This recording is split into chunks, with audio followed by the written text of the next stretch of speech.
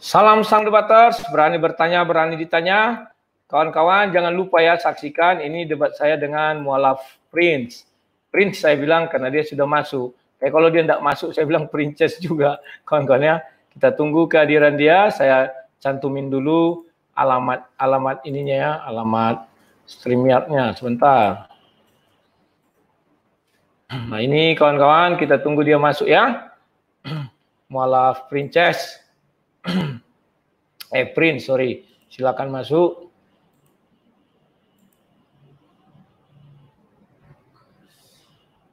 Bahwa kami sudah menunggu kehadiranmu dengan penuh sukacita, sebab kamu dulu bagian dari kami ya. Tapi sekarang kamu tidak lagi menjadi bagian dari kami. Silakan kawan-kawan, bagi yang mau bergabung langsung.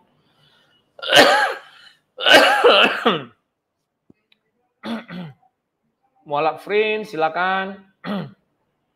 Sambil menunggu ya kawan-kawan ya.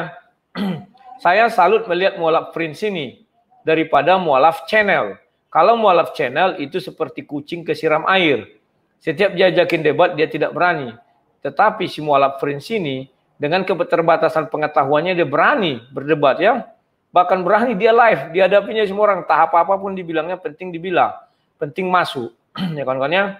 Ini satu bentuk yang namanya nandar kedua. Kalau kata siapa Mualaf menjawab, Mualaf Muslim menjawab channelnya, ya maksud dia itu adalah ini adalah fenomena di Bali bahwa orang Kristen berani membuat acara live, orang-orang Muslim belum berani membuat acara live, maka yang berani adalah si Mualaf Nandar SHMH dan Mualaf Prince. Ayo Mualaf Prince silakan masuk, nggak rumit kok. Itu alamatnya sudah saya buat tuh. Biar saya setting juga dulu kitab sucinya ya, biar nanti pas diskusinya enak.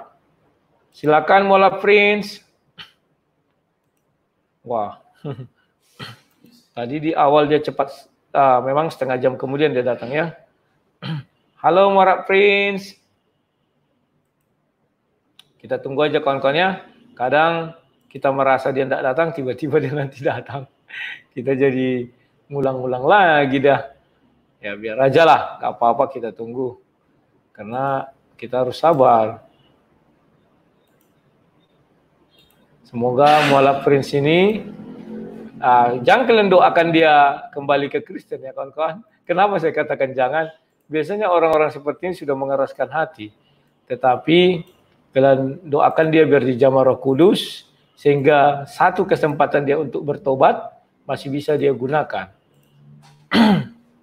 Halo, si Nathan juga yang masuk. Mualaf Prince, silakan. Oh, dia harus dibilang gini, Mualaf Princess. Tadi aku bilang Mualaf Princess, masuk dia kan.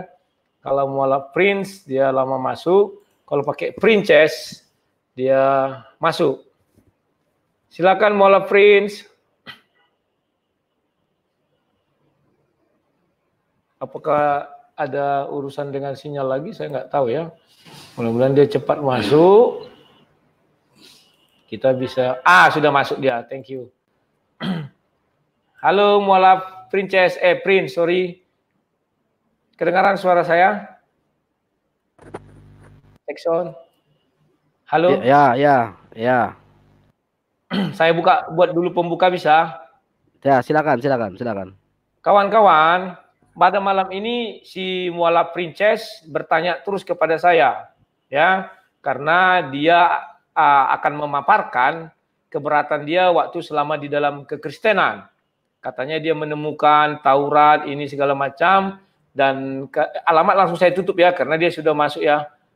Dan selebihnya ya kami akan bertanya jawab dan saya akan berusaha sportif, ya. Di dalam dunia maya ini yang diakui oleh orang baik pendebat Kristen maupun Muslim atau Kristen masih sang debaters. Dari dulu zamannya Facebook, kalau saya katakan kita bermain fair, maka saya akan fair. Oke, giliran Mualaf Princess, silakan sampaikan apa yang mau kamu sampaikan. Setelah itu berapa menit kamu minta? Ini saya tanya dulu, berapa menit diminta? Halo, Suaranya, mualaf. suaranya. Suaraku nggak kedengaran? Tes. Bukan, kayak robot. Maksudnya? Jadi dia apa namanya? Kayak feedback. Loh, di tempatku jernih loh. Apa yang terjadi ya? Nah, tuh. Ini udah jernih nih? Kayak Atau robot, kayak YouTube-mu? robot. YouTube-mu matikan dulu. Kayaknya nonton sambil nonton YouTube mungkin. Enggak nonton. Udah, Kalau tidak nonton gua di nggak lagi buka tempatku YouTube. jernih. Hanya stream ya kan? Enggak, gua nggak lagi nonton YouTube kok. Ya maksudku hanya stream aja yang kedengaran kan? Yang dirimu buka kan hanya stream ya. Hah? Yang dirimu buka hanya stream ya kan? Iya, emang Halo? nggak ada lagi. Nggak ada. Iya, Ya, iya, halo. ya, oke. Halo, ini udah jelas nih. Udah jelas. Oke, silakan. Berapa lama waktu yang kamu butuhkan untuk presentasi? Silakan. Aduh. Oke. Bicara aja, suaramu jelas di sini. Ya, berapa? 3 menit. 3 menit untuk memberikan pertanyaan. 5 menit aja. Ya. Enggak, kamu paparkan dulu apa yang menjadi kamu paparkan dulu apa yang menjadi penemuanmu selama ini selama di dalam Kristen. Nggak denger, demi Allah nggak denger. Waduh. Tapi di tempat saya suaramu jelas loh. Enggak, suaranya kayak robot, beneran. Saya nggak ini kok. Tes. Suaraku udah kedengaran? Tes. Udah dengar. Oke, Ya, silakan kamu sebelum saya ngasih pertanyaan. Silakan dulu kamu Tunggu, paparkan. sebelum saya kasih. Ya. Perkenalan dulu, sebelum silakan gua ngasih perkenalan. Pertanyaan, ya kan? Nggak perlu perkenalan. Jadi gue cuma mau ngasih tauin. Kayak tadi yuk kasih judul, ya kan, membatalkan. Gue bukan membatalkan, tapi kan gue tadi, ya kan, sholat maghrib, terus abis itu sholat isya, ya kan. Jadi gue melakukan sholat dulu sebentar, ya kan. Jadi bukan membatalkan. Jadi memang permintaan dari teman-teman jangan, Andre, karena saya ngelihat, saya juga coba nonton, saya nonton video lu ini, iya kebanyakan langsung membantah ya, langsung belum selesai langsung dibantah, belum selesai langsung dibantah. Jadi harus ada moderator. Tapi kalau seandainya udah keinginan kita fair, oke, nggak masalah gitu loh.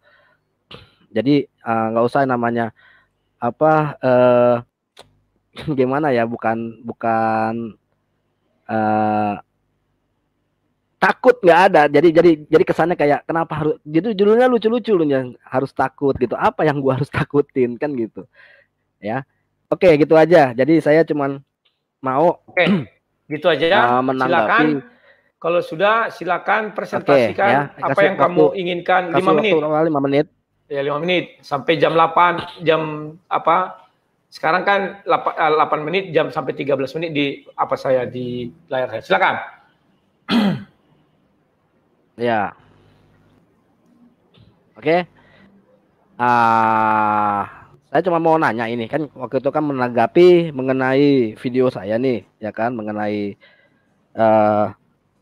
masalah hukum Taurat, bahwa Paulus tidak membatalkan, kan gitu kan, bahwa saya ini sebenarnya banyak sekali pertanyaan-pertanyaan yang mau saya sampaikan nih ke sampean nih ya. Nah, satu-satu ya. Iya, satu-satu, tenang aja, satu-satu. Cuman saya mau menanyakan mengenai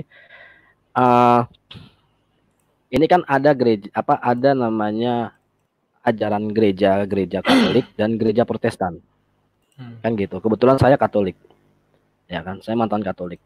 Nah, itu di situ ada namanya ajaran, kenapa ada perbedaan antara Protestan dan Katolik.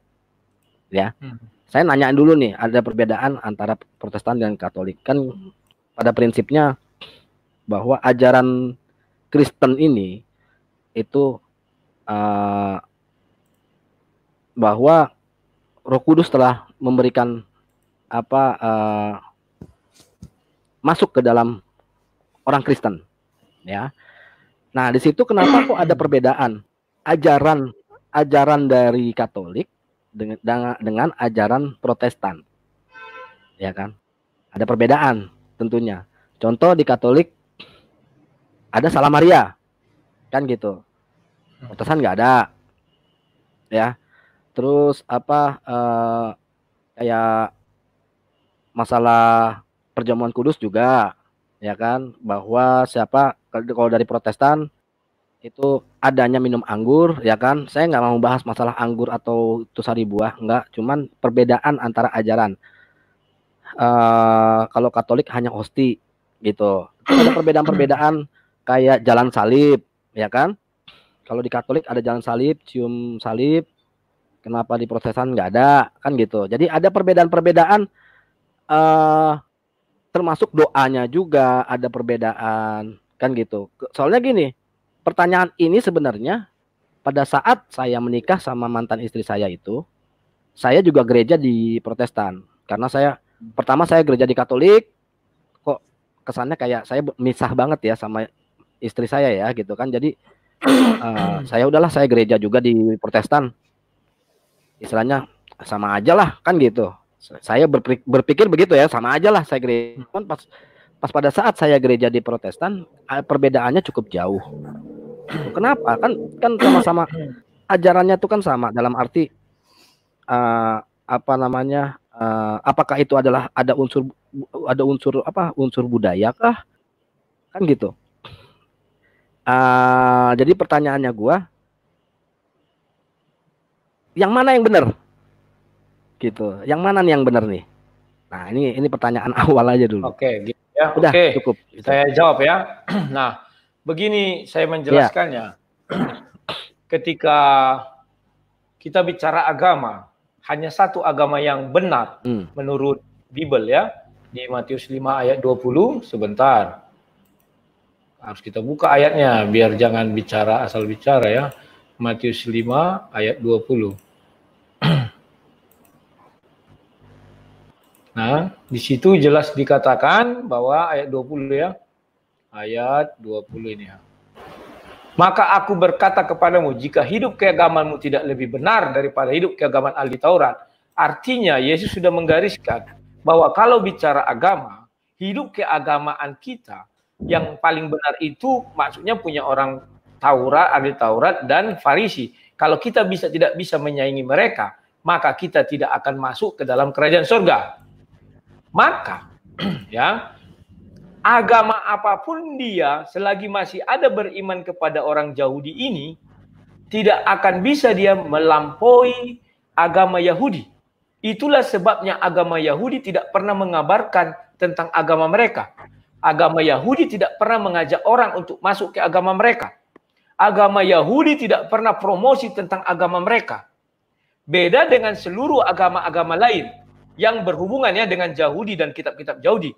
Itu selalu mempromosikan agamanya, selalu mengatakan agamanya paling benar dan segala macamnya. Maka dari itu, lahirlah Kristen setelah terjadi pada zaman Yesus datang dan para rasul mengabarkan Injil. Pertama namanya di Korintus, kalau kita bisa bilang jemaat pertama itu namanya di situ ya. Maka betul kamu bilang bahwa Roh Kudus dikirim ke dalam diri manusia ini masing-masing. Tetapi sejarah gereja mencatat Alkitab hanya dekat kepada para pimpinan atau kalau dalam bahasa pimpinan agama, paus, uskup, pastor zaman dulu. Pertama-tama ya, mereka lah yang memegang kitab-kitab suci.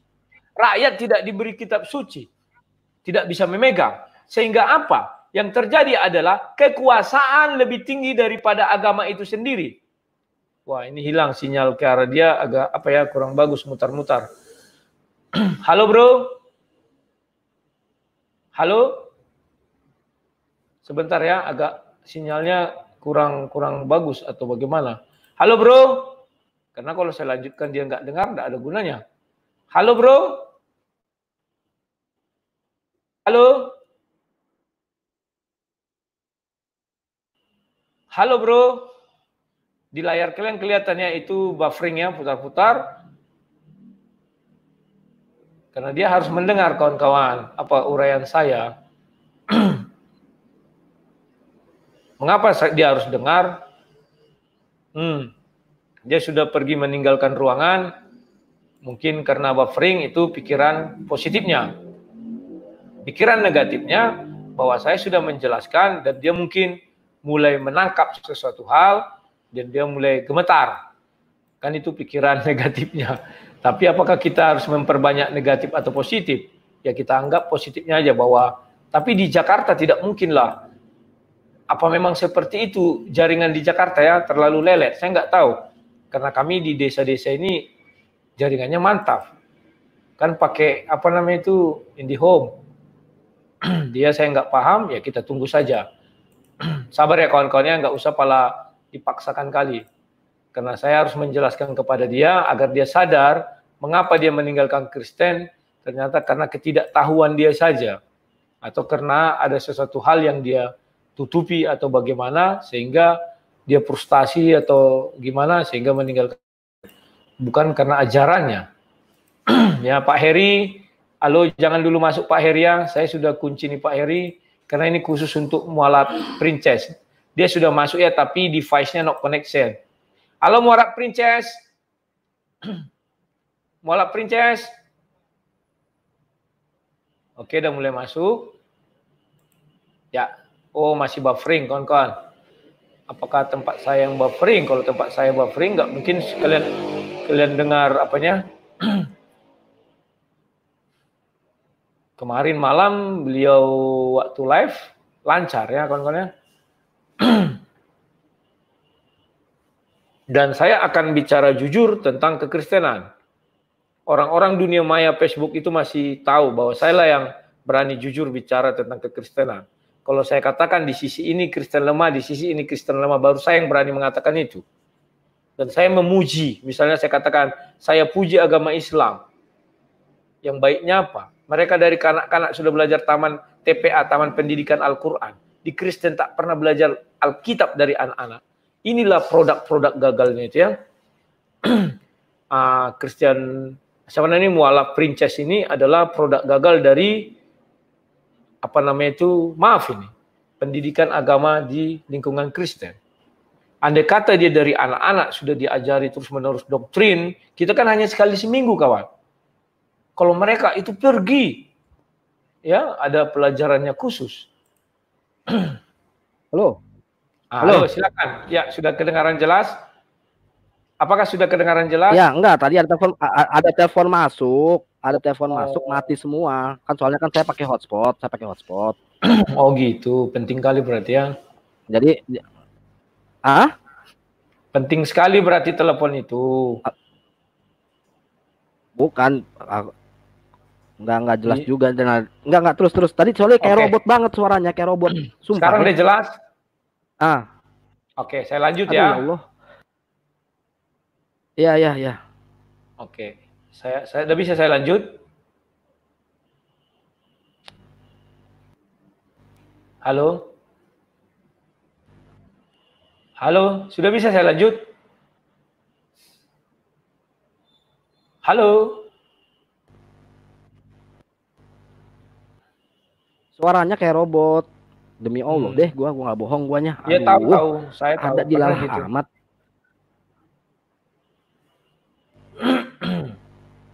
Ilah.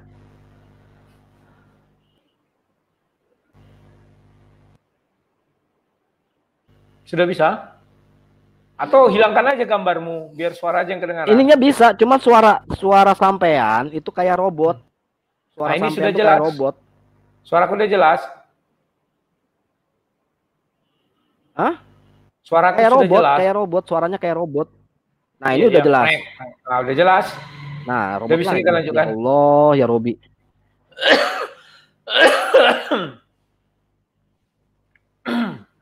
Atau aku matikan dulu jaringan di tempatku ya, sebentar ya. Ini jaringan sejuta umat ini. Apa mati jole dah? Leh. Nemu dong. Ya. Udah bisa? Signalnya ya Allah. Dari tadi kayaknya ini suara sampean, ya kan ini aja berhenti. Ini berhenti.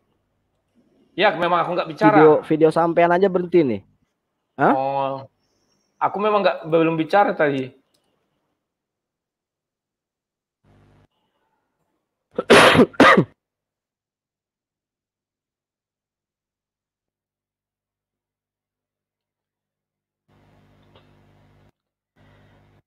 Halo?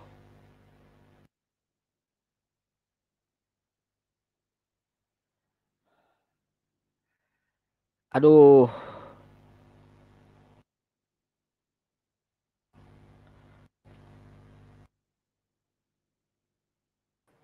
Masa lancar, Jo. Oh, loh. Ah, biasa dah. Udah, Halo, tes. udah. Sudah kedengaran? Ya, udah.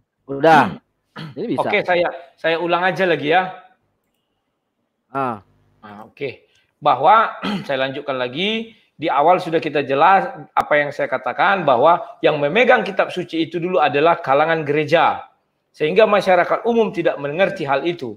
Nah, setelah itu maka terjadilah reformasi. Itulah munculnya dengan Protestan, Martin Luther King, di mana mereka membuat suatu gerakan baru bahwa kitab suci harus bisa terjangkau semua masyarakat dan diterjemahkan ke dalam berbagai bahasa. Nah, disinilah mulai terjadi yang namanya perpecahan.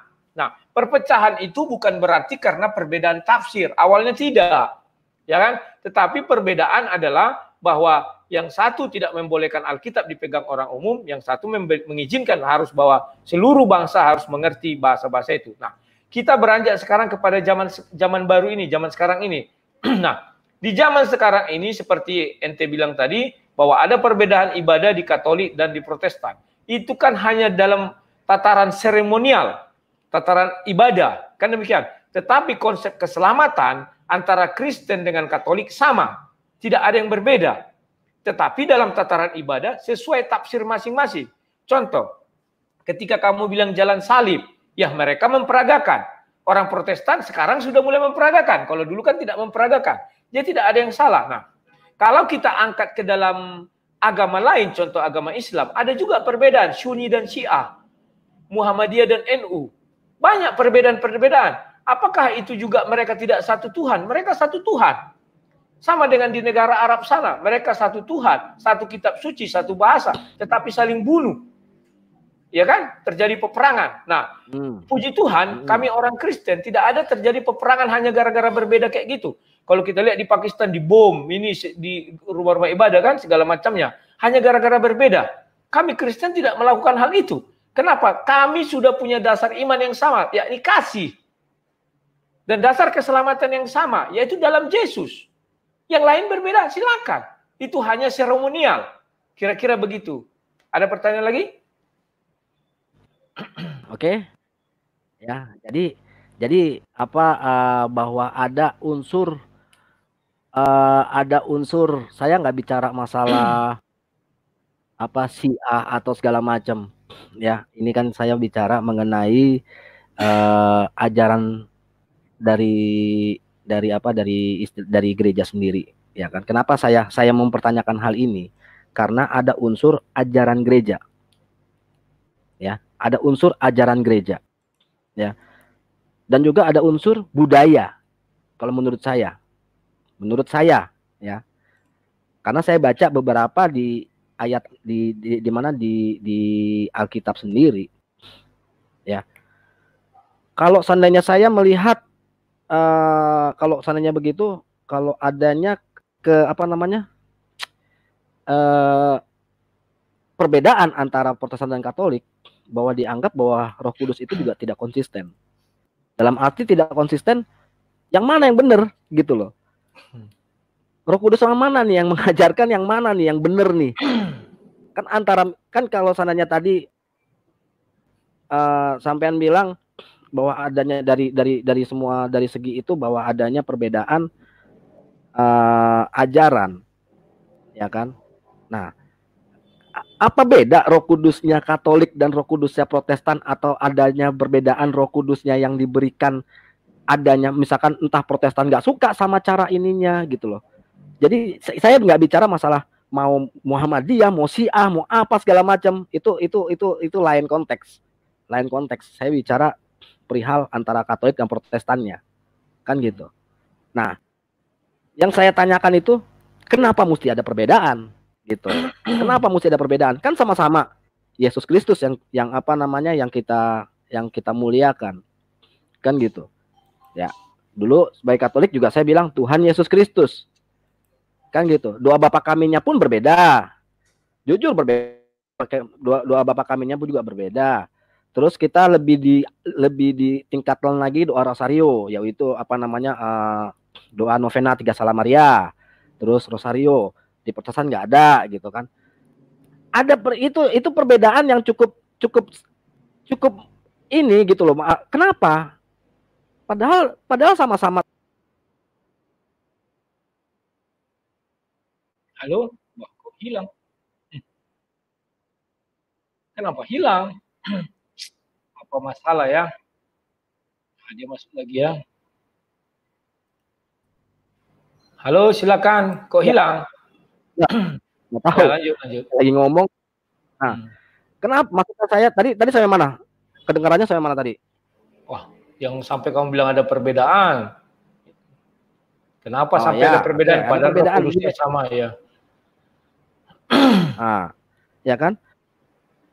Apa perbedaannya tuh? Kenapa cukup signifikan menurut saya perbedaannya? Perbedaannya itu kok jauh, ya kan? Karena kan saya juga menggabungkan antara saya waktu saya mantan istri ya. Jadi saya melihat di situ perubahan saya ini karena ada dua unsur di gereja yang saya kunjungi adanya perbedaan. Dan saya pun juga menanyakan ke pendeta juga, ke Romo juga, bahwa kenapa adanya perbedaan di situ gitu. Nah, saya sih sudah dapat jawabannya kan gitu. Saya cuma pengen tahu dari Mas Rudi ini gitu loh. Kenapa? Nah, di situ apakah Roh Kudus itu dianggap tidak konsisten kah? Kan gitu. Dan bahwa Roh Kudus itu juga yang mana yang mengajarkan yang benar? Misalkan dari sisi Protestan, oh ini Protestan yang benar, dari sisi Katolik, oh ini Katolik yang benar gitu. Coba bisa dijelaskan nggak? Kalau seandainya misalkan tadi bilang katanya ada perbedaan, jelas memang ada perbedaan, walaupun apapun historicalnya, ya kan? No make sense buat saya, cuman gara-gara perbedaan antara bangsa-bangsa, namanya nggak masuk akal. Karena itulah yang kita bicarakan lah Roh Kudus kan begitu. Oke, ya gitu aja. Oke, saya jawab. Saya sudah katakan dari awal ya, bahwa perbedaan yang dilakukan di situ adalah mengenai perbedaan tata ibadah. Tetapi dasar iman Kristen kami sama. Coba tunjukkan di mana dasar iman Kristen Protestan dengan Katolik yang berbeda, biar saya bahas. Silakan. Dasar iman ya, kita jangan bicara tata ibadah. Kalau tata ibadah berbeda, biasa saja. Gedungnya pun berbeda, itu biasa saja. Gedung juga bisa mempengaruhi tata ibadah. Liturgi. Liturgi itu tata ibadah namanya. Sekarang dasar iman yang berbeda yang patut kita bahas. Loh, liturgi itu hal yang biasa. Ya. Misalnya nih, Oke. Bentuk dari gedungnya juga mempengaruhi posisi orang-orangnya. Mempengaruhi bentuk orang-orangnya. Suasana daerahnya juga mempengaruhi orang-orangnya. Contoh misalnya gereja yang ada unsur kedaerahannya sama unsur yang nasionalnya juga ada perbedaan. Itu kan hanya dalam tataran tata ibadah. Sekarang yang saya tanyakan, coba kamu tunjukkan yang mendasar dari segi imannya. Coba silakan, apakah kami berbeda Katolik dan Protestan? Silakan. Oke, jelas cukup ada perbedaan, ya kan? Silakan. Apa perbedaannya dasar imannya? Silakan. Kalau seandainya perbedaan dasar imannya sebenarnya gini. Satu, kita ditekankan kayak tadi kan. Kita ditekankan itu ada namanya doa novena 3 Salam Maria. Ini bukan budaya. Bukan budaya ini. Bukan per daerah beda-beda. Enggak. Tidak. Semua Katolik ada namanya novena 3 Salam Maria. Ya kan? Ada doa rosario. Ya kan? Bukan, kalau saya lihat sih bukan masalah unsur budaya, bukan karena daerah mana dia begini, bukan. Saya nggak membicarakan bentuk gerejanya kayak gimana, enggak, bukan. Ya kan? Ini sebenarnya pertanyaan awal ini, awal ini. Dasar iman yang saya tanya, dasar iman itu adalah bahwa kami sama-sama beriman mengenai kasih, dan kami sama-sama beriman jalan ke surga itu adalah kasih karunia dari Yesus. Itu dasar iman. Sekarang yang mana kami berbeda di situ? Coba jelaskan dasar iman itu. Yang berbedanya di mana? Coba. Nah, makanya tadi kan saya bilang, ya kan? Kalau masalah pengimanan, sekarang doa yang dimasukkan ke dalam tata ibadah itu bukan dasar iman. Dasar iman kami bahwa kami beriman jalan keselamatan hanya di dalam Yesus, dan itu berdasarkan kasih karunia Yesus.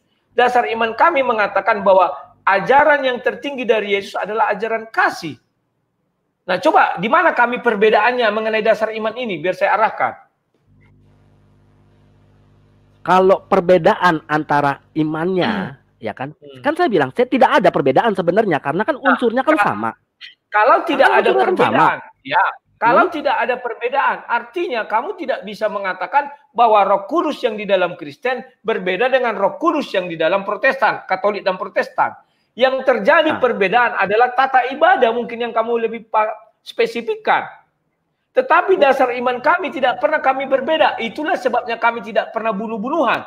Tetapi andai kata dasar iman kami berbeda, kami akan bunuh-bunuhan. Contoh, misalnya orang Kristen dan Katolik tidak percaya sama Yesus. Kami percaya sama Yesus. Maka kami akan mengatakan mereka bidah. Sama seperti dengan saksi Jehovah. Mungkin kamu lebih baik menjelaskan antara Kristen dengan saksi Jehovah. Jangan Katolik dengan Protestan, karena di situ kenapa ada perbedaan? Itu maksud saya. Katanya jangan dipotong. Kenapa ada perbedaan? Jangan dipotong. Nah, lebih bagus kamu ganti pertanyaanmu antara Kristen dengan saksi Jehovah. Silakan.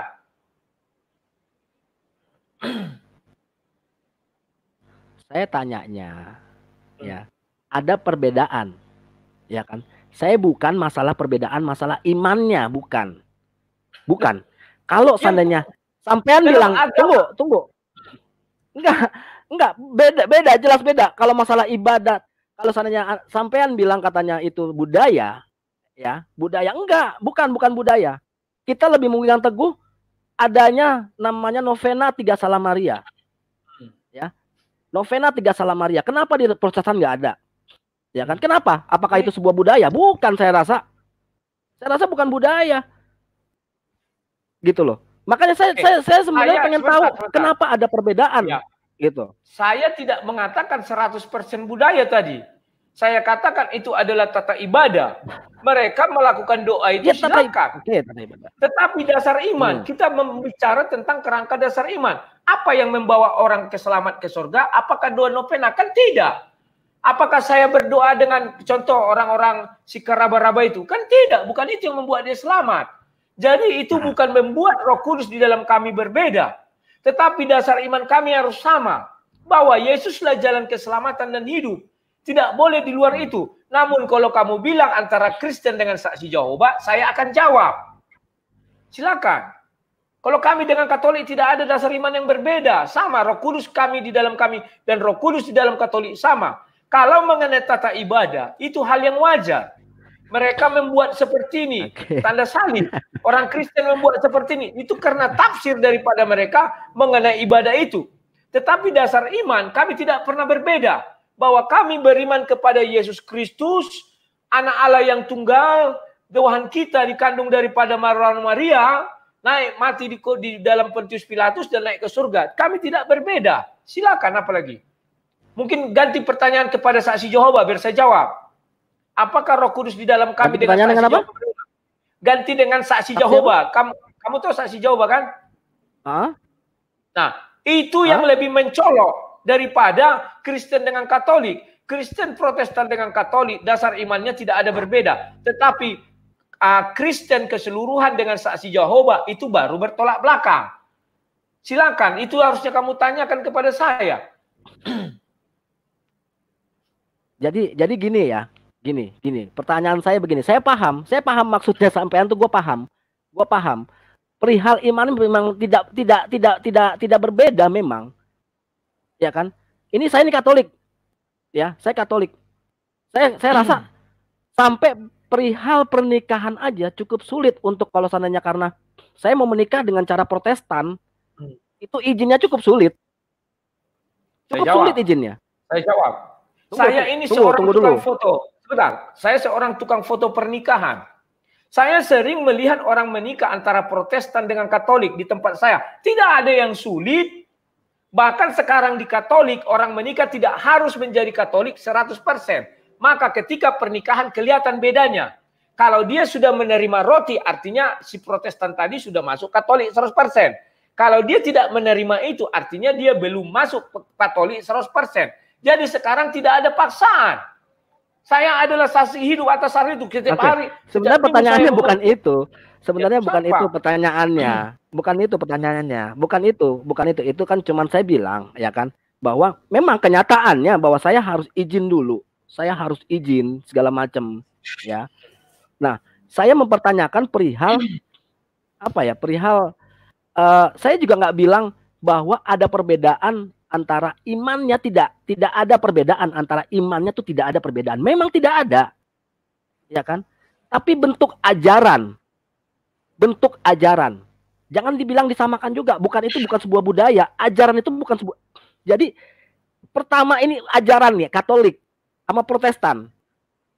Ya, ajaran, Bang, bukan yang seperti yang Abang bilang. Jadi intinya yang mana nih yang benar nih, antara Katolik atau Protestan yang benar dalam arti unsur ajaran. Pastikan setidaknya kita beragama itu kita juga mendalami ajaran itu sendiri. Kita mendalami ajaran, kan begitu. Bukan karena oh ya kalau gua orang Kristen, oke, gua mau di mana aja juga bisa. Nggak bisa begitu juga. Karena kita sama-sama ini. Sekarang kan? Saya jawab ya.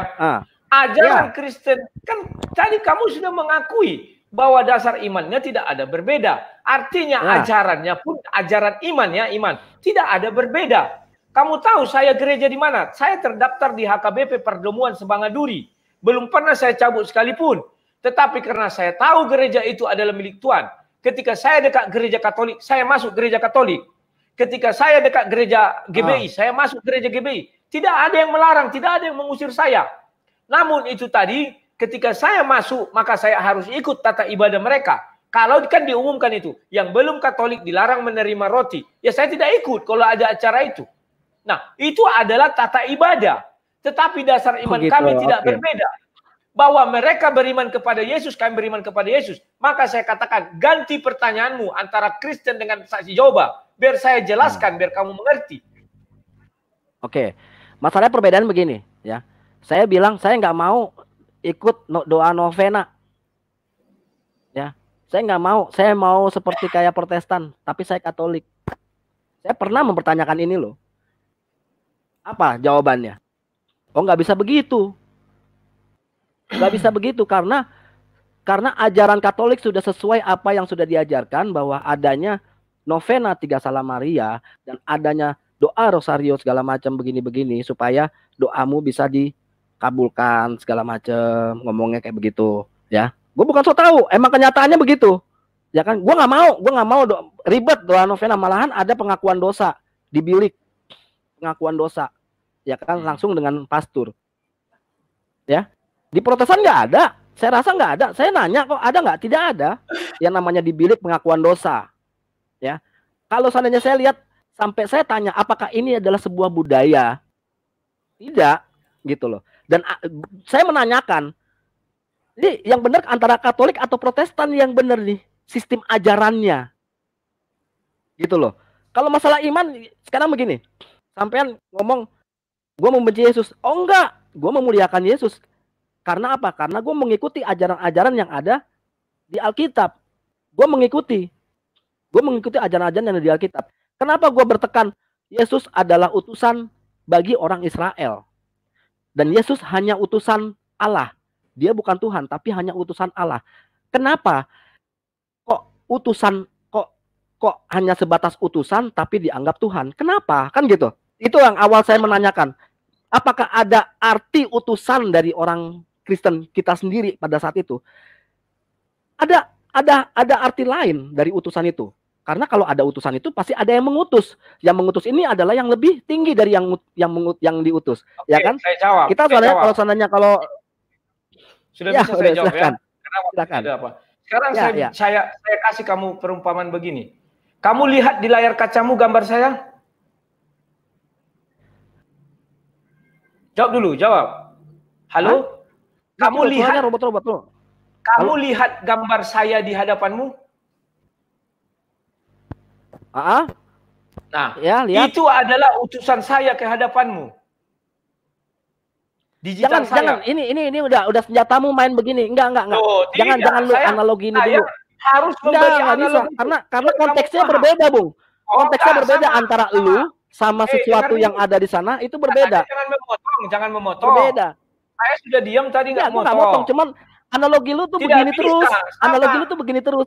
Karena itu yang saya temukan. Berbeda konteksnya berbeda. Sekarang kamu tenang dulu. Kamu melihat gambar saya di hadapanmu. Itu adalah utusan saya. Berbeda. Sama dengan Tuhan. Salah, analogi lu berbeda. Enggak, beda. Di hadapanmu itu adalah utusan saya. Utusan saya lebih tinggi dari saya, kan tidak? Saya yang lebih tinggi. Bahwa utusan saya adalah saya. Betul. Ini dia adalah saya. Paham? Nah, sekarang baik. Kamu mungkin pernah mendengar bahwa Allah SWT menampakkan diri dalam wujud pohon kepada Musa. Pernah dengar enggak? Gimana? Allah SWT menunjukkan diri kepada Musa dalam wujud pohon. Pernah dengar enggak? Suaranya robot. Halo? Kamu pernah dengar enggak? Pernah dengar? Bahwa Allah SWT menunjukkan diri kepada Musa dalam wujud pohon. Oh, belum. Wah, saya tunjukkan ayatnya. Saya buka ya. Surah 28 ayat 30. Sebentar, saya buka ayatnya biar kamu paham. Suaranya ya Allah. Biar kedengaran suara saya? Halo? Halo, suara saya kedengaran? Suara saya ada kedengaran? Nah, ini udah jelas. Tadi nggak jelas. Oke, saya bukakan kamu sebuah ayat. Tolong kamu cermati baik-baik. Biar kamu paham. Nah, ini. Di sini dijelaskan, baca ya. Al-Qisas 30. Maka tatkala Musa sampai ke tempat api itu, diserulah dia dari arah pinggir lembah, ya sebelah kanannya. Pada tempat yang diberkahi dari sebatang pohon kayu, ingat, dari sebatang pohon kayu, yaitu, ya Musa, sesungguhnya aku adalah Tuhan. Bayangkan, sebatang pohon kayu mengaku kepada Musa, aku adalah Tuhan, katanya. Halo? Ya, dengar. Gue nggak dengar suaranya. Demi Allahu Akbar. Berarti sinyalmu nggak bagus. Nah, ini putus. Gambarmu sudah diam membeku ini. Halo, sudah mati tegak gambarmu. Apa yang terjadi ya? Masa sinyal di Jakarta seperti ini ya? Atau paketnya sudah mulai habis? Paketnya sudah mulai habis atau bagaimana nih? Halo, Mualaf Princess. Halo Princess. Princess.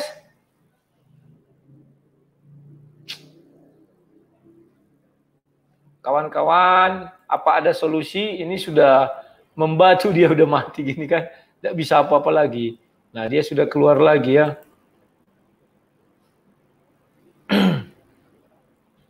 Halo Princess.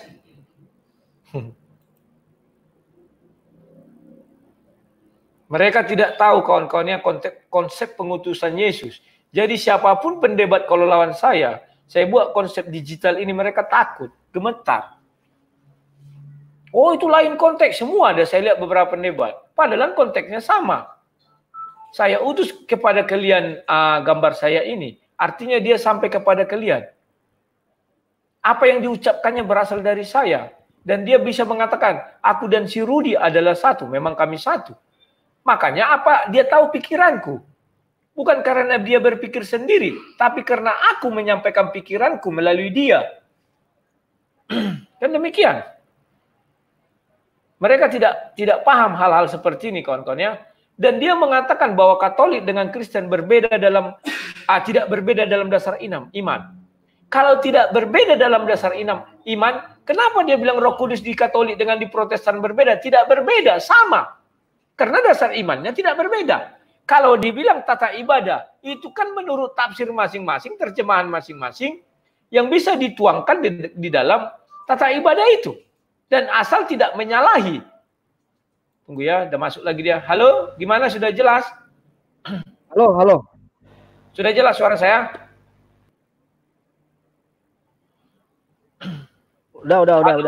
Nah, sekarang coba kamu lihat di layar kamu, itu saya buat ya. Biar kamu tahu. Ya. Maka tatkala Musa sampai ke tempat api itu, diserulah dia dari arah pinggir lembah yang sebelah kanan. Pada tempat yang diberkahi, dari sebatang pohon kayu. Ingat, dari sebatang pohon kayu ya. Berbicaralah, keluar suara dari situ. Ya Musa, sesungguhnya aku adalah Allah, Tuhan semesta alam. Sekarang saya tanya kamu. Bagaimana kayu itu bisa mengaku Tuhan? Coba. Karena Allah adalah zat. Apa? Bagaimana kayu itu bisa mengaku Tuhan?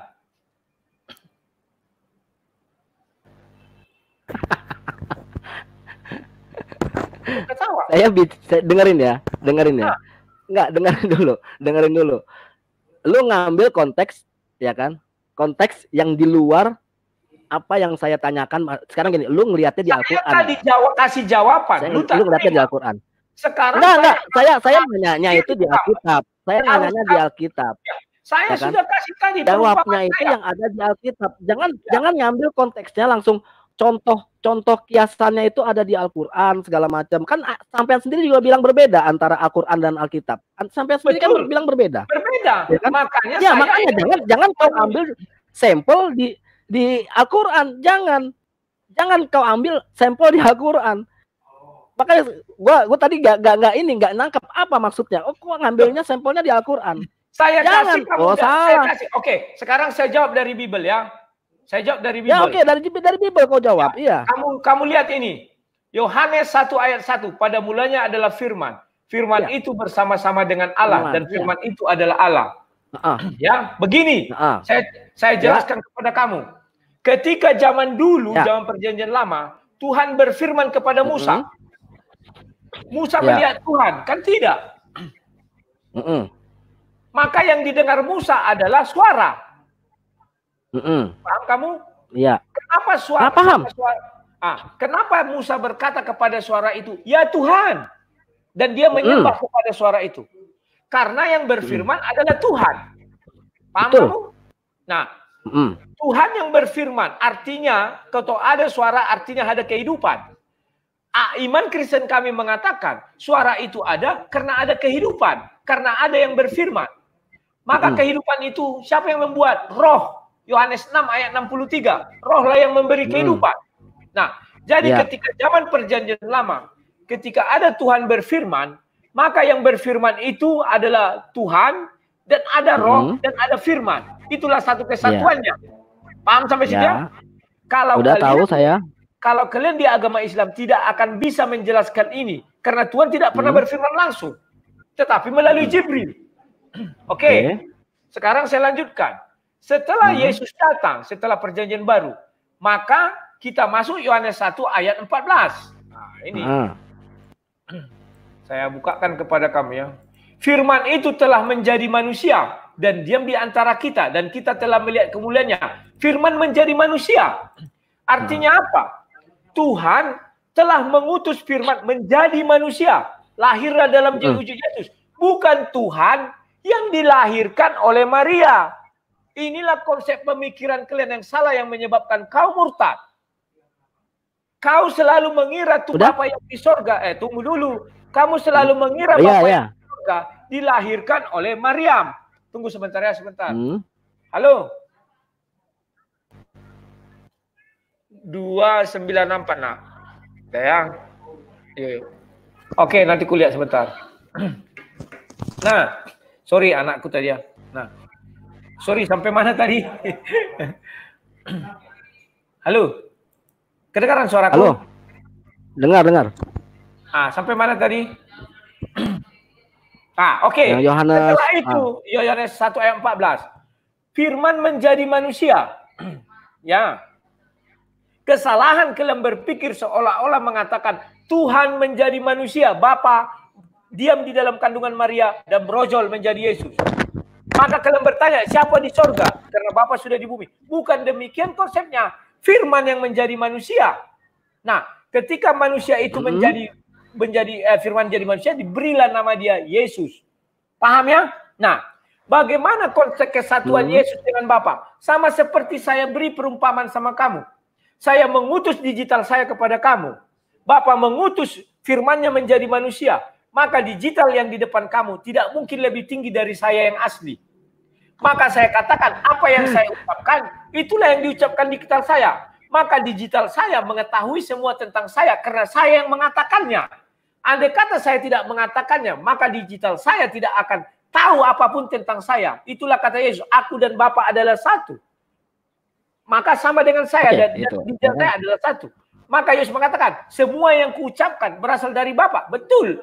Nah, ketika Yesus tidak tahu hari kiamat, bukan berarti Yesus itu, Tuhan yang di sorga itu, langsung tidak tahu apa-apa. Tidak demikian. Karena Yesus terbatas sama daging. Sama dengan digital saya. Kalau kamu... Gini, stop, gini. Sampean ini kepanjangan gini ya. Ini nggak enak nih sebenarnya nggak ada moderator tuh nggak enak. Beneran deh. Nggak enak sebenarnya, nggak ada moderator tuh nggak enak. Karena...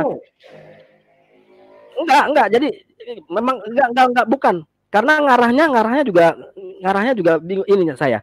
Oke, ini saya mau nanggapin yang lu bilang katanya dari apa namanya Yohanes 1 ayat 1. Ya. Oke.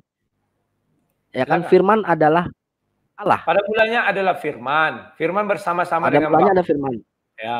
Ya. Jadi akhirnya firman adalah Allah. Benar ya? Nah, firman itu adalah perkataan, benar ya? Ya. Ya kan? Firman itu adalah perkataan. Ya.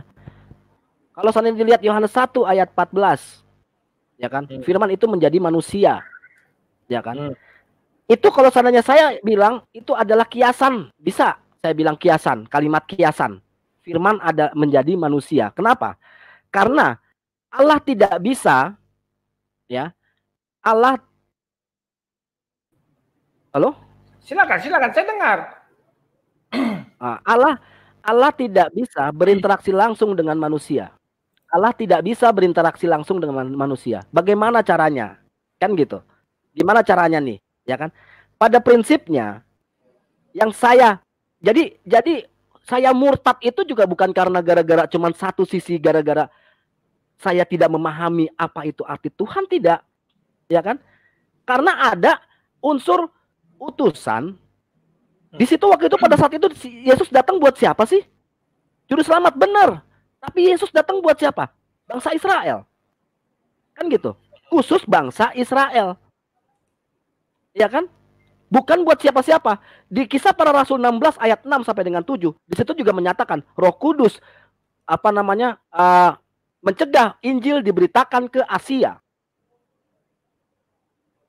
Ya enggak? Kenapa isinya tuh kenapa isinya kok seperti itu? Di situ saya lihat banyak kontradiksi. Kalau seandainya bilang Anda bilang misalkan, oh enggak Andre, itu di Matius 28 ayat 19 itu mengatakan, karena itu pergilah, jadikanlah semua bangsa-bangsa muridku dan baptislah mereka atas nama Bapa, Putra dan Roh Kudus. Bicara seperti itu kan? Di situ pun itu bertolak belakang atau tidak sesuai dengan Matius 15 ayat 24. Begitu juga dengan Matius 1 ayat 21 dan Lukas 1 ayat 31, ya kan? Bahwa dialah yang menyelamatkan kaumnya dari dosa, bukan untuk dunia. Ingat ya, dari Lukas 1 ayat 31 sampai dengan 33. Bahwa dialah yang akan menyelamatkan kaumnya dari dosa, bukan untuk dunia. Juga dalam Kisah Para Rasul 13 ayat 23 disebutkan Yesus juru selamat bagi orang Israel. Lukas 31 ayat berapa? Jadi konteksnya pada saat itu, sebentar, Lukas konteksnya pada saat itu semuanya itu dikhususkan untuk kaumnya saja. Halo, Lukas 31 ayat kaumnya berapa? Saja. Halo. Mana ada Lukas 31? Tunggu, Lukas tadi itu. Lukas 1 ayat 31. Lukas 1 ayat 31 sampai dengan 33. Oh, tunggu, 31 sampai 33 ya. Nah, oke. Terus dia yang menyelamatkan kaumnya dari dosa, bukan untuk dunia. Kaumnya dari kaum bangsa Israel. Dia juru selamat bagi orang Israel. ya kan? Sudah, saya jawab ya. Nah, di situ, di situ belum, tunggu, baru nggak ada 1-2 menit, gue juga baru ngomong, main mau jawab. Nah, di situ juga saya ngelihat kalau seandainya pasti orang membantah Matius 28 ayat 9, ya kan? Nah, itu banyak kontradiksi di situ, bahwa saya menganggap bahwa ucapan Yesus itu bukan tipikal berbohong. Karena di situ kan Matius 28 ayat 19 itu kan amanat agung pada saat itu, bahwa setelah Yesus wafat, bangkit dari setelah 3 hari bangkit, selama 40 hari dan detik-detik terakhir dia mengatakan amanat agung ini, ya kan? Apakah benar Yesus bicara seperti ini? Kan gitu. Di Markus 16 ayat 15 juga, pergilah ke seluruh dunia, beritahukan Injil kepada segala makhluk. Nah, pertanyaan saya, kenapa kok ada yang ada yang berbeda, kontradiksi dengan ayat-ayat lain yang seperti Yesus bilang, aku diutus hanya kepada domba-domba yang hilang untuk umat Israel. Terus di Kisah Para Rasul 16 ayat 6 juga begitu, ya kan? Terus di 13 ayat 3 juga begitu, Kisah Para Rasul. Di Lukas 1:31 juga bertentangan sama apa yang diberitakan harus ke seluruh dunia. Kan gitu. Di Matius 19 ayat 28 juga dikatakan Yesus dan murid-muridnya akan duduk di atas 12 tahta untuk menghakimi ke-12 suku Israel. Tidak ada dunia. Oke, sudah gitu aja. Betul. Nah, gitu aja. Nah, murid-murid Yesus yang 12 orang dilarang oleh Yesus berdakwah keluar dari bangsa lain kecuali kepada orang Israel saja. Itu di Matius 10 ayat 5 sampai dengan 6. Ya kan? Saya bicara berdasarkan fakta yang ada di Halo? Halo? Ya, kamu kan lagi bicara, nggak boleh dipotong. Silakan terus. Halo, terus, saya dengar. Halo? Halo? Saya dengar, terus. Come on. Saya dengar, terus, bicaralah. Wah, keluar lagi nih anak. Candu sekali keluar, suaranya kedengaran. Ayo yang masuk lagi, Mr. Princess. Halo Princess. Makanya jangan bicara monolog terus. Lama kalian yang membahas itu. Sudah, saya jawab Princess. Princess? Halo? Halo Mr. Princess. Nah, masuk lagi dia, kawan-kawan, sabar ya. Halo? Sudah kedengaran suara saya? Halo? Halo? Sudah kedengaran? Halo. Sudah kedengaran? Halo. Susah ini kalau kayak begini susah ini, susah. Kenapa, Mr. Princess? Gimana, sudah kedengaran suara saya? Susah. Dengar. Hah?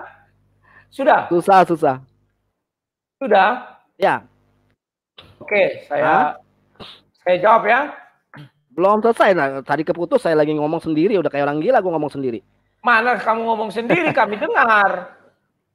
Kan kami mendengar, nah mungkin kau bicara, kami bicara, aneh-aneh aja. Ya, intinya dari ayat-ayat itu semuanya, dari ayat-ayat itu semua, ya, bahwa Yesus itu diutus hanya sebagai juru selamat sebagai kaumnya saja, ya kan? Kalau seandainya misalkan, kenapa kok ada perubahan secara ini pada saat Yesus naik? Ya sudah, ini, itu kan silakan sebar ke bangsa-bangsa segala macam. Karena di situ Matius 19 ayat 28 juga di situ dikatakan bahwa Yesus dan murid-muridnya akan duduk di atas 12 tahta untuk menghakimi ke-12 suku Israel. Sudah ya, saya jawab ya. Saya jawab ya. Halo, saya jawab ya. Iya. Nah, kalau bicara tentang Bible, kamu harus paham apa itu makna Israel. Bedakan dengan agamamu yang tidak ada definisi ini dan itu. Sekarang kita lihat. Iya, kalau Bible lengkap. Kita lihat makna Pasti Israel. ada makna. Loh, memang begitu kalau bicara kitab suci Bible. Lalu kata orang itu, namamu tidak disebut Yakub, tetapi Israel. Sebab engkau telah bergumul melawan Allah dan manusia dan engkau menang. Paham ya? Jadi, wah hilang lagi dia. Lari sendiri. Gimana sih orang ini? Nah, sementenan. Oke, saya jelaskan langsung. Ada tidak ada kau tetap saya jelaskan. Makna dari Israel itu adalah bergumul dengan Allah dan bergumul dengan manusia dan dia jadi pemenang. Maka Yesus datang kepada orang-orang yang bergumul dengan Allah dan bergumul dengan manusia. Loh, orang beragama pasti bergumul dengan Allah dan bergumul dengan manusia. Kecuali dia tidak beragama, dia tidak akan bergumul dengan Allah. Dia hanya bergumul dengan manusia, hewan, karena dia berebut makan. Bisa jadi kan?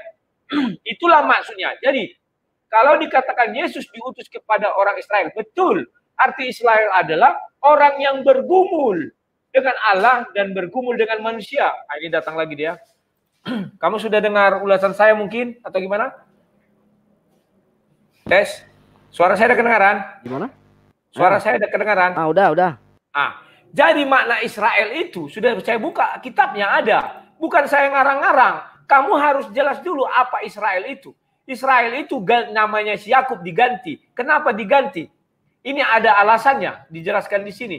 Sebab engkau telah bergumul melawan Allah dan manusia dan engkau menang. Artinya Yesus datang kepada seluruh umat manusia yang bergumul dengan Allah dan dengan manusia dan dia jadi pemenang. Semua orang beragama pasti bergumul dengan Allah dan bergumul dengan manusia. Dia jadi pemenang. Nah, yang jadi pemenang inilah umat Israel. Umat di luar Israel tidak pemenang karena mereka adalah kaum keledai liar. Itu Alkitab yang mengatakan, bukan saya. Ya, maka Yesus datang hanya kepada orang Israel. Ya, betul. Nah, sekarang kamu mengatakan bahwa apa?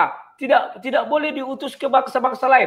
Kan sudah jelas ayat itu. Pergilah, jadikan seluruh bangsa muridku, baptislah. Itu tidak perlu kau tafsir apa-apa, itu sudah jelas. Terus kau bilang mengenai Matius 19 ayat 28. Nah, itu mengenai dasar kuntuk Yudas itu. Bahwa mereka duduk di atas tahta menghakimi 12 suku bangsa Israel. Suku bangsa Israel itu adalah 144.000 yang nanti duduk di dalam istana atau kerajaan sorga. Kan dibilang, kerajaan Bapakku. Oke. Mengapa mereka duduk di sana? Jawabannya sederhana. Saya beri contoh. Contohnya kerajaan Yogyakarta. Yogyakarta itu pengurus kerajaannya ada. Oh, kok Tuhan juga punya pengurus kerajaan? Ada. Buktinya ada hakim. Itulah 12 murid. Nah, pengurus istana keraton Jogja tidak boleh dari orang di luar daripada keturunan keraton Jogja atau keturunan orang Jawa. Orang Batak tidak bisa di situ. Loh, kok begitu? Ya, karena Tuhan sudah menentukan bahwa bangsa Israel adalah bangsa pilihan. Maka mereka yang nanti duduk menjadi pengurus kerajaan ini atau pegawai. Lah kita di mana? Kita adalah berjuta-juta orang. Kan kalau kamu baca ayatnya itu 144.000 itu. Kelanjutannya apa? Saya melihat berjuta-juta orang. Kita adalah orang yang berjuta-juta itu. Jadi jangan kamu katakan mereka hanya menghakimi 12 suku Israel. Itu hanya untuk pengurus kerajaan sorga. Maka mereka hanya berhak menghakimi 12 suku Israel. Orang-orang lain siapa yang menghakimi? Yesus langsung. Paham? Itulah makanya. Ya, saya tahu. Kamu harus paham. Nah, sekarang bahwa hubungannya sama dunia apa? Hubungannya sama dunia apa? Loh, hubungannya sama dunia apa? Pergilah jadikan seluruh bangsa muridku. Seluruh bangsa artinya dunia. Gimana sih? Jadi kalimat Yesus di Matius 15 ayat 24 ya kan? Di ayat-ayat lain itu jadi Yesus berbohong dong ya? Tidak, kan sudah saya jelaskan bahwa Israel itu artinya bergumul dengan Allah. Itu makna, itu bukan konkret, Bro. Itu makna dari you. Itu makna enggak. Karena saya lihat ada di Alkitab. Ketika saya bicara, kamu bicara, saya diam. Jangan nanti kamu bilang sama semua orang, saya tidak tertib. Karena kalian saya lihat begitu. Nanti ketika saya bantah-bantah kamu, sang debitur, Orang belum bicara dia jadi potong. Saya tadi diam tertib. Giliran saya sekarang bicara. Jangan kelihatan mukamu suntuk sekali bro, santai ya. Alkitab santai, gue kok santai kok. Itu namanya disubstitusikan. Israel didefinisikan. Kalau dia sudah didefinisikan, artinya definisi ini bisa dibawa ke tingkatan manapun di dalam Bible. Ketika ada kata Israel. Dalilnya mana dalilnya? Dalilnya ada nggak? Itu kan yang lu katakan ini. Apa? Kan sudah saya bilang. Bahwa ketika Yesus mengatakan, ya Yakub kan tidak dipakai lagi namanya. Ya memang Yakub tidak dipakai lagi, dia jadi nama Israel, kan benar. Ya sudah. Kan? Pada saat itu bangsa Israel, ya kan bangsa Israel itu tidak percaya akan adanya Allah, kan begitu. Makanya Yesus diutus untuk supaya mereka sama Allah. Kan begitu. Bukan tidak percaya sama Tuhan ya, tidak percaya sama Allah. Untuk kau akui, memang Israel tidak. Jadi Tuhan sama Allah itu beda ya? Beda. Tuhan sama Allah itu beda. Tuhannya orang beda. Israel. Sebentar, Tuhannya orang. Nah, itu. Kalau Allah, soalnya di Katolik itu Tuhan Allah. Di Katolik itu Tuhan Allah loh. Di Katolik itu Tuhan Allah loh. Ada kata Tuhan. Ya Tuhan Allahku, Raja Surgawi. Kenapa bisa berbeda? Ada apa? Maksudnya ada unsur apa Tuhan itu? Kan kamu mengatakan sendiri tadi bahwa orang Yahudi tidak kenal Allah. Saya hanya menyetujui pernyataanmu. Mungkin yang kamu masuk Allahnya orang Arab. Memang dia tidak kenal Allah orang Arab. Tetapi kalau kamu bilang Allah yang terjemahan di dalam Bible, itu kan karena negara sudah menetapkan bahwa ya membilang Tuhan itu namanya Allah. Bedakan ya. Oke, saya lanjutkan. Kamu tidak bisa, bro. Kalau kami mengatakan iman kami bahwa Israel itu sudah didefinisikan dan bisa disubstitusikan kepada tingkat manapun kalimat Israel, kamu langsung membantah. Tidak bisa. Karena itu adalah ajaran kami. Jelas. Itu yang ada isinya di Bible loh. Itu ada di Bible sendiri. Memang ya kan? Iya. Lu mengungkapkan tapi tidak ada memberikan bukti otentik. Ada nggak bukti otentiknya? Sekarang gini. Oke, kalau seandainya misalkan lu kan tadi gua yang bacain bahwa adanya terkait nama Matius 18 ayat 29 kan begitu. Ya kan? Matius 28 ayat 19. Ya, ada terkaitannya kayak begitu. Ya kan? Nah, itu kan makanya saya pertanyakan, apakah itu benar? Kalau amanat agung itu benar karena itu juga apa namanya, lihat aja di Google bahwa itu juga di apa namanya di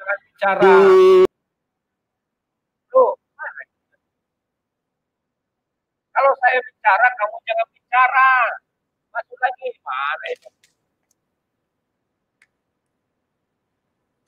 Kata saya tadi mau main sporting, kok akhir-akhirnya jadi kamu nggak sporting? Halo Princess, masuk Princess.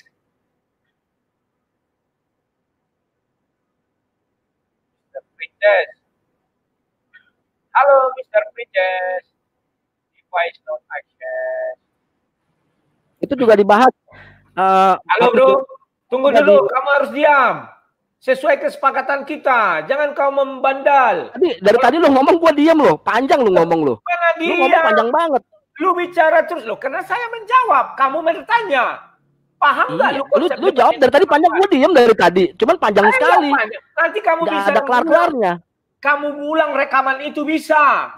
Jangan komen tuduh-tuduh. Kamu juga panjang diam saya diam, saya tahan emosi, saya tahan nafsu. Kamu harus belajar untuk sportif dong. Tarik dulu rokokmu itu, aku minum dulu. Enggak ada, gua nggak ngerokok, tenang aja. Oh, udah. Jadi amanat agung itu sudah dilaksanakan sekarang.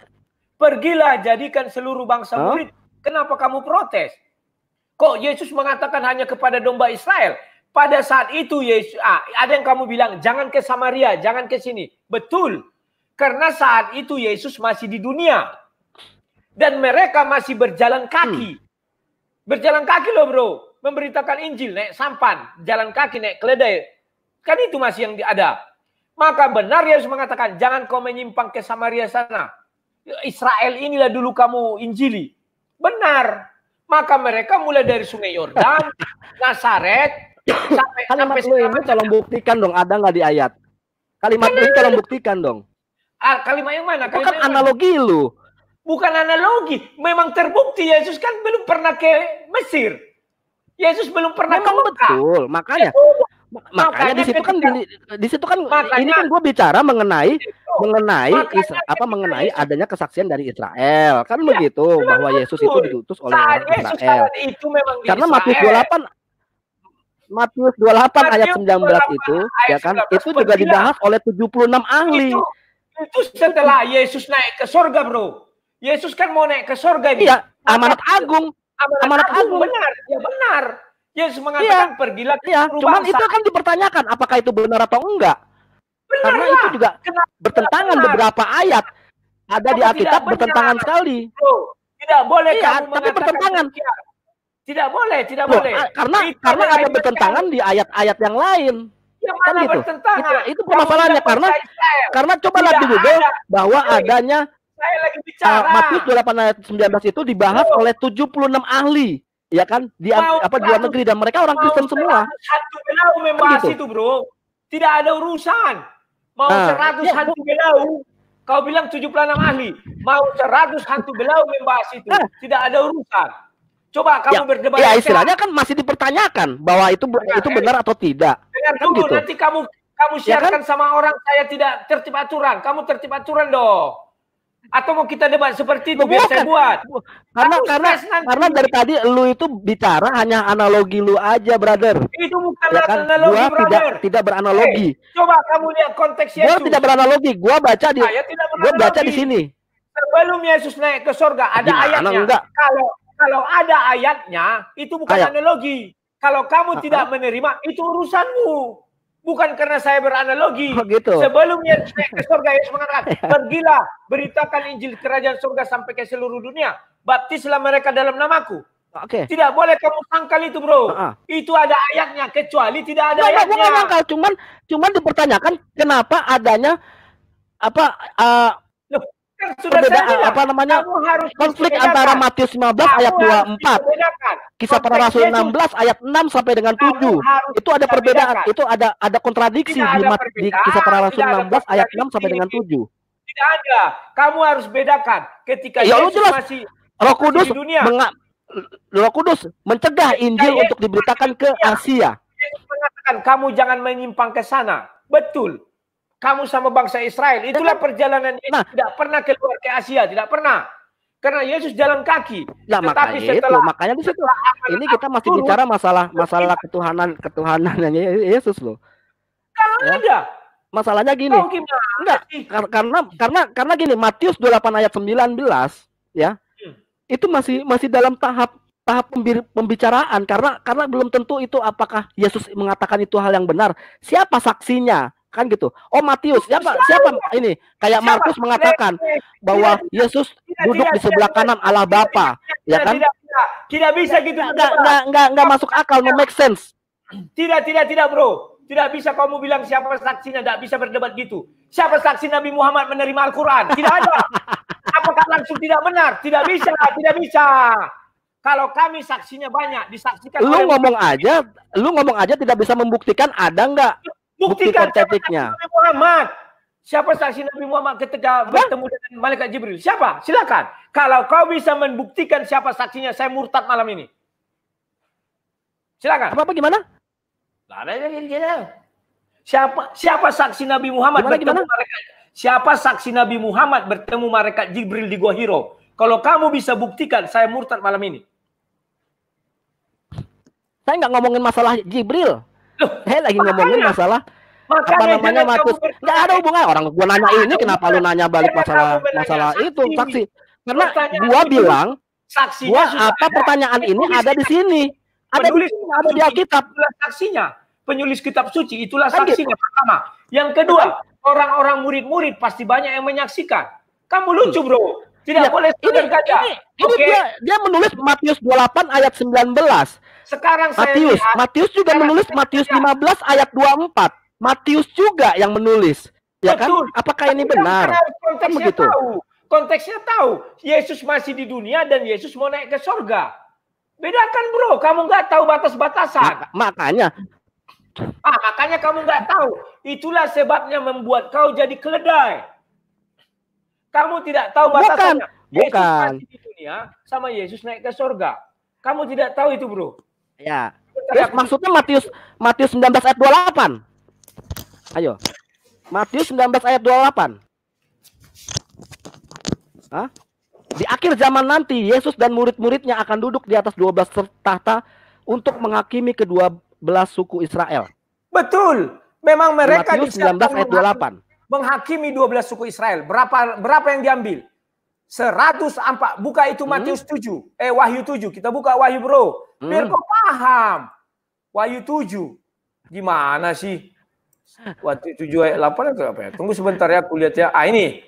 12 suku ini. Ini. Dari suku ini sebentar ya. Tunggu sebentar, jangan kamu potong dulu. Ini. Dari suku Yehuda ini 12.000. Jadi semuanya genap 144.000. 12.000 diambil setiap suku. Itu untuk pelayan di kerajaan sorga, bro. Kan sudah saya ajari kamu. Gitu. Memang iya. Nah, kita di mana? Kita di luar kerajaan sorga. Itulah di Firdaus. Kita tidak bisa masuk sana karena kita orang Indonesia. Itu sudah mana ada ininya. Coba mana buktinya? Apanya mana? Ya, ini kan itunya apa yang tertulis yang seperti Anda bilang ini tadi. Ya kau baca ini, kau baca. Ada kau kasih ayatnya enggak kau baca? Iya baca itu udah gue baca. Cuman yang seperti Anda bilang kita orang Indonesia itu di luar dunia gitu apa mana? Ini ayat 9 kau baca. Kubacakan ya. Kemudian daripada itu aku melihat sesungguhnya suatu kumpulan besar orang banyak yang tidak dapat terhitung banyaknya dari segala bangsa dan suku dan kaum bahasa berdiri di hadapan tata anak Allah domba memakai jubah putih memegang daun. Ini dari seluruh bangsa, dari seluruh bahasa, dari seluruh suku. Tidak bisa kau ingkari itu, bro. Ada ayatnya. Kecuali ayatnya tidak ada. Gue tidak mengingkari. Oke. Ya, gue tidak mengingkari. Maka itu gue tidak meninggalkan, maka itu ya. Gue tidak meninggalkan Yesus, bukan gue meninggalkan Yesus, bro. Kamu meninggalkan Yesus. Gue tidak meninggalkan Yesus. Apa bukti? Tidak. Apa bukti? Sekarang gini, sekarang gue tanya. Oh, jelas. Sekarang saya tanya, Yesus apakah orang Kristen? Saya tanya. Yesus tidak orang Kristen. Apakah Yesus orang Muslim? Yesus. Saya nggak bilang Yesus orang Muslim. Saya nggak bilang. Kenapa itu Yesus itu. Nah makanya pada saat ajaran Yesus pada saat dulu, dia agamanya apa? Yesus itu orang Yahudi. Yahudi, bro. Selesai. Orang Yahudi kan? Ya. Sekarang saya tanya, udah. Ya kan dia nggak tahu agama Kristen toh. Benar nggak? Kenapa kamu tidak meninggalkan Yesus? Apa alasanmu? Apa alasanmu? Kenapa Yesus? Saya tidak meninggalkan Yesus karena saya malah mengikuti, saya memuliakan Yesus. Saya memuliakan Yesus. Apa yang kamu lihat? Jelas ajaran-ajarannya dia, ajaran-ajaran kasihnya dia, ajaran-ajaran dia masih gua pakai, ya kan? Jadi berarti Kristen sendiri mengklaim, bahwa Yesus itu adalah orang Kristen. Itu salah besar, Bung. Karena pada saat zaman itu Yesus tidak ada namanya agama Kristen. Coba apa ajaran kasih Yesus? Coba jelaskan apa ajaran kasih Kristen itu, ya kan sebelum apa Yesus setelah wafat baru ada Kristen. Ya kan? Ya, apa ajaran kasih Yesus? Ada ini Kristen. Masalahnya begini. Apapun yang saya rasakan pada saat saya Katolik, saya ngerasa bahwa adanya perbedaan antara orang ajaran agama itu mendominasi. Ajaran agama itu mendominasi. Di Kristen itu ajaran gereja itu mendominasi. Ajaran gereja mendominasi di Kristen ini. Ya kan? Bukan dari apa namanya? Dari bro, apa ajaran kasih Yesus? Apa ajaran kasih Yesus? Coba jelaskan kepada saya. Kamu jangan apapun itu, bukan masalah apa. Pokoknya apapun yang diajarkan Yesus yang ada di Alkitab. Loh iya, bisa lah. Apapun itu ajaran kasih. Ya kan? Sekarang begini. Kayak misalkan kayak contohnya. Sebentar. Ajaran kasih Yesus jangan kalau ajaran kasih Yesus di Matius 5 ayat 38 sampai dengan 42 ya kan? Jika apa namanya? Salah satu ajaran kasih Lukas Yesus. Di Lukas 6 ayat 27 sampai dengan 31. Kasihilah musuhmu. Kan begitu. Ya kan? Tetapi kau sekarang diajari. Jangan kau bilang sama orang kafir itu saudara. Enggak bisa. Enggak bisa. Kafir bukan saudaramu, bro. Masalahnya bukan masalah kafir itu kan. Makanya kan gue ngomong di situ. Apakah Yesus orang Kristen? Bukan. Yesus itu bukan orang Kristen, bro. Yesus bukan orang Kristen. Bukan. Kan bilang ajaran kasih. Kasih Yesus. Iya. Tetapi ajaranmu yang sekarang tidak. Iya, tapi apapun yang ada di belakang, kan tadi gue bilang ajaran Alkitab ya kan tidak sesuai. Karena apa? Sekarang itu Kristen itu mayoritas diambil bahwa ajarannya itu adalah ajaran gereja. Nah, ajaran gereja yang mendominasi. Siapa yang mendominasi? Yaitu Paulus. Paulus yang mendominasi ajaran-ajaran itu sendiri. Ya kan? Bahwa Paulus sudah mengklaim bahwa dia itu sudah bisa menyetel. Kamu tidak mengerti ajaran kasih, bro. Kamu tidak mengerti ajaran kasih. Itu faktanya. Oke, karena kamu sudah keluar konteks, sudah kemana-mana, kita sudahi aja debat ini. Dan jangan kamu katakan, saya orang nyinyir, saya orang ngotot seperti itu. Tidak. Yang ngotot itu kau. Bicaranya asal-asal tidak turut aturan. Oke, kawan-kawannya. Oke, bro. Sudah, kamu jangan marah ya. Kamu jangan marah. Jangan marah. Kita sudahi aja, bro, diskusi kita ini, debat kita ini. Debat kita ini kita sudahi saja. Halo? Kenapa harus dimut guanya? Gue kenapa harus dimut? Karena kamu tidak taat aturan. Kamu tidak taat aturan. Enggak, kok kamu tidak aturan? Dari tadi lu juga ngebantah kok. Wah, tidak potong kamu bicara, bisa diulang videonya. Saya tidak pernah motong kamu bicara. Bisa diulang videonya.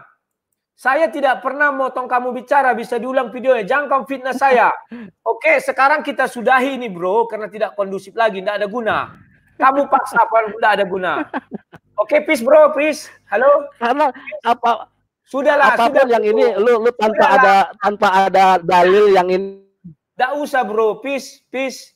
Halo, peace, peace.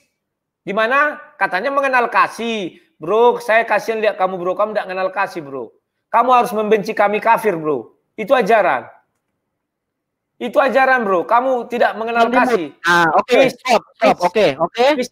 Please. Oke. Ya, siap ya. Gue cuma mau minta begini. Gue cuma mau minta begini, ya. Gue menanyakan sesuatu apapun yang ada di video gue. Ya. Apapun yang ada di video gue. Ya kan. Tolonglah. Sebagai orang Kristen yang katanya ajaran kasih. Ya, nggak usah ngomongin bodoh-bodohin orang segala macam. Ada di video gua ngatain lu bodoh, tidak ada. Tidak ada, bro. Boleh lihat, tidak ada ngatain lu bodoh. Gitu. Kalau saya lihat orang karena bodoh, gua tidak tahu posisi hal yang biasa. Hal yang biasa. Ya, bukan karena konteks lu itu. Karena konteks lu itu berbeda sama pemikiran lu. Berbeda sama pemikiran saya. Gitu. Buktinya kamu tidak mengerti kok. Dari kemarin kamu saya lihat ngomong sembarangan sama dengan si Mualaf Channel. Yesus mencuri katanya. Sudah, bro, peace. Minta bukti konkret. Halo, peace. Ya kan? Peace. Okay. Ayatnya sudah saya kasih, bro. Peace. Oke ya. Kita jumpa lain waktu, bro. Belajar baik-baik. Ingat ya. Belajar baik-baik. Sip. Sampai jumpa kawan-kawan. Oke, kita selesaikan ya.